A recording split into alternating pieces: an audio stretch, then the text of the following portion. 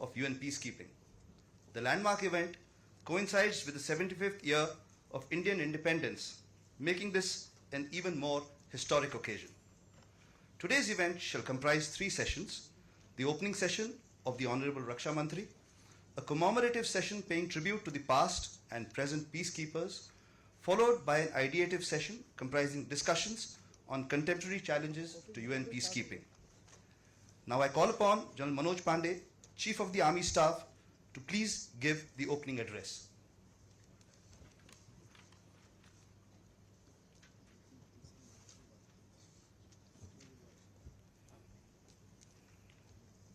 Honorable Raksha Mantri Sri Rajnath Singh, General Anil Chauhan, the Chief of Defence Staff, Mr. Sombi Sharp, the UN Resident Coordinator, distinguished guests, ladies and gentlemen. As we mark the 50th anniversary of UN peacekeeping, I join you all in paying a solemn tribute to all the brave men and women who have served and are serving in UN peacekeeping missions around the world. These brave hearts have worked tirelessly to promote peace, security and stability in some of the most challenging and dangerous global hotspots. On this occasion, it is imperative that we also acknowledge the notable contribution made by India to the cause of UN peacekeeping. Over the years, 275,000 personnel in uniform from our country have served under the UN flag and made the country proud with their selfless commitment, dedication, valor and sacrifice. Since the first deployment way back in 1950, Indian peacekeepers have served in almost all United Nations missions across 4 continents, making us the largest contributor to UN peacekeeping efforts, both in terms of personnel and resources. Today, India has close to 6,000 peacekeepers in Lebanon, Congo, South Sudan, Abyei, Golan Heights, and around the world on varied peacekeeping operations. They are equipped with largely indigenous vehicles and equipment, which is reflective of a self-reliant and Atmanirbhar Bharat in terms of defense production. As a leading contributor of personnel, Indian Army also has a strong commitment to gender equality, which is driven by the Nari Shakti initiative of the government. Congruent to this obligation, India has deployed female engagement teams in MONUSCO and UNISFA, besides women staff officers and military observers deployed in various UN missions. As we reflect on India's contribution under the UN Charter over the past 75 years, we must also look into the future, where new and complex security challenges continue to emerge on the horizon, and the United Nations' role in promoting peace and security remains as vital as ever. The Indian Army stands ready to fulfill India's responsibility and commitment to the UN in close partnership with fellow member states. Thank you and Jai Hind.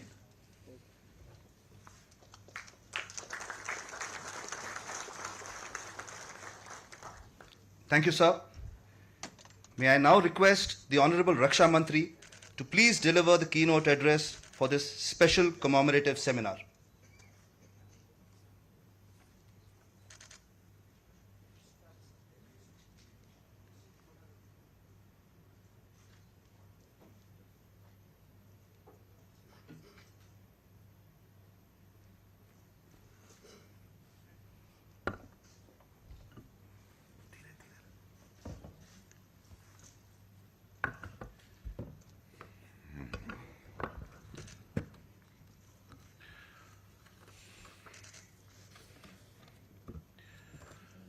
General Anil Chauhan, Chief of Defence Staff, General Manoj Pandey, Chief of Army Staff,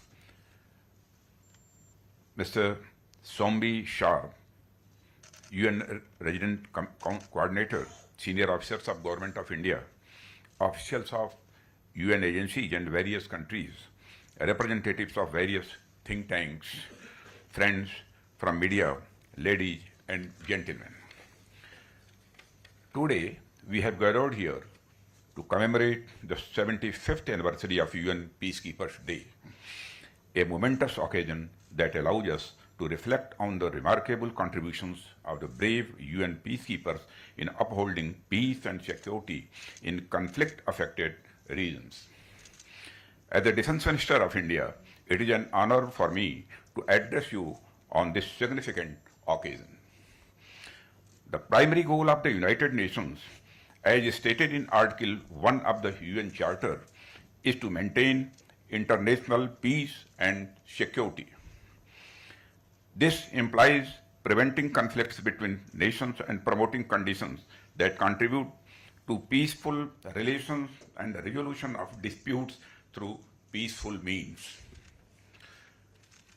Friends, there is no specific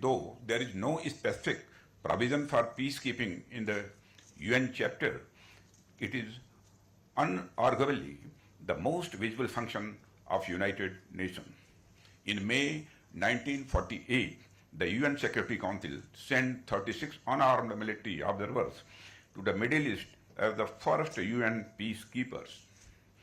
In the 75 years since then, more than 2 million men and women have served under the UN flag. More than 4,000 fatalities have occurred in all peace operations since 1948. The UN Peacekeepers Day is dedicated to these heroes of humankind, and I salute them. Brothers and sisters, the United Nations peacekeeping operations have been instrumental in maintaining stability, preventing conflicts, and facilitating the restoration of peace in regions torn apart by violence. Friends, let me try to explain how I believe the demand is generated for UN peacekeeping operations whenever a conflict erupts between two or more parties, it is generally harmful to the direct and indirect stakeholders. But no matter how much harmful it is, the conflict develops a negative but a stable equilibrium leading to the perpetuation of conflict. This is because when one side harms or kills the other side, then the other side is filled up with the feelings of revenge and resentment. Then the second party also tries to harm the first party. And human nature being what it is, the cycle has a tendency to continue. That is why I believe that conflicts tend to have an inbuilt momentum of their own, which provides support for its own continuation, a sort of stable and a negative equilibrium. So, to come out of this state of negative equilibrium, the conflicting parties themselves decide that they need some external interventions or support. And this external intervention is provided by the UN peacekeeping mission. Friends, the most significant aspect of UN peacekeeping missions is that these missions operate with the consent of the parties involved in the conflict. It is not thrust upon the local communities or parties from the outside, rather the demand for the same emerges from within. The UN peacekeepers work towards building the confidence of the conflicting parties in the peace process. They try to put a brake on the continuation of the conflict, and this halt, howsoever temporary it may be, gives time to the conflicting parties to step back, think, and come up with some political solutions.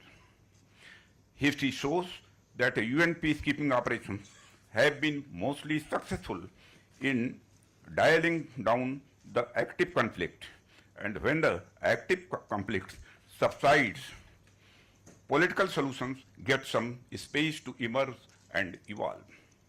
Friends, now let me explain the supply side of the UN peacekeeping missions as evidenced by the enthusiastic global support for such missions. This can be explained through the economic concept of externalness, and externality is a cost or benefit caused by an actor that is not internalized by the actor, that is not suffered or enjoyed by the same actor. And externality can be good or bad, as positive externality or negative externality. An example of positive externality could be the act of walking to office, which reduces congestion and pollution for the whole society. Conversely, an example of negative externality could be air pollution from using motor vehicles while commuting to office. So, when there is a conflict between 2 or 3 countries, or as a civil war within a nation, it is harmful to the directly involved actors or participants in the conflict. Moreover, it also has negative externalities for those who are not involved in the conflict. We are all aware of the plethora of negative externalities that emanated out of the recent conflict between Russia and Ukraine. It led to the food crisis in various African and Asian countries, and also fueled an energy crisis in the world. Friends, the point I am trying to make is that a conflict at a particular place or region creates ripple effects which adversely impact the whole world. So, the rest of the world becomes a stakeholder in resolving the conflict and to restore peace in the place or region. This is because peace has positive externality when 2 or more conflicting countries or parties restore peace among themselves, then, of course, they benefit in terms of human lives saved, higher economic growth achieved, etc. But the rest of the world also benefits as peace fosters stability and encourages economic growth. In peaceful conditions, business can thrive, investment flows increase, and trade flourishes. Friends, therefore, it is the positive externality of peace and negative externality of war which drives the United Nations along with the responsible nations of the world to act towards resolving any conflict. This action is manifested in terms of deployment of UN peacekeeping missions in the conflict zones. India has been one of the largest contributors to UN peacekeeping operations. Since its first commitment in Korea in 1950, Indian troops have supervised complex, unmanageable peace operations, earning universal admiration for their professional excellence. Our courageous soldiers, police personnel, and civilian experts have demonstrated exceptional dedication and unwavering commitment to the cause of peace. They have selflessly served in some of the most challenging and dangerous environments, embodying the spirit of peacekeeping and upholding the principles enshrined in the United Nations Charter. Friends, on this solemn occasion, I extend my deepest gratitude to all the valiant men and women who have served or are currently serving as UN peacekeepers. Their unwavering commitment, professionalism, and sacrifices inspires us all. We also extend our condolences to the families who have lost their loved ones in the line of duty. We stand with them in solidarity and offer our support. Friends, while we commemorate the past, we must also look towards the future. The challenges being faced by the peacekeepers continue to evolve, demanding innovative approaches and enhanced cooperation among the responsible nations. We must invest in training, technology, and resources to ensure the safety and effectiveness of our peacekeepers. We must advocate for the meaningful participation of women in the peacekeeping operations recognizing their unique contributions in the context of difficulty expressed by women in conflict-affected areas. Friends, it is also important to look at the entire UN ecosystem and what we can do to improve it. One important reform that stares us in our four faces is to make the UN decision-making bodies, including the United Nations Security Council, more reflective of demographic realities of the world. When India, the most populous nation of the world, does not find a seat as a permanent member of the United Nations Security Council, it tends to undermine the moral legitimacy of the United Nations. Therefore, the time has come for making the UN bodies more democratic and representative of the current realities of our age. Brothers and sisters, to conclude, I would like to say that as we celebrate this momentous occasion, let us reaffirm our commitment to the principles of the United Nations.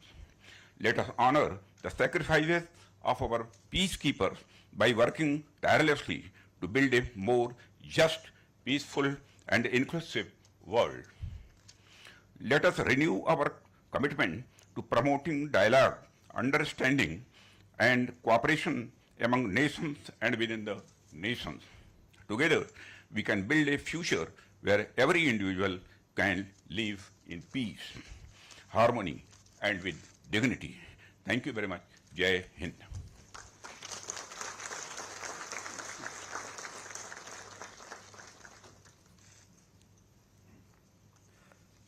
Thank you, sir.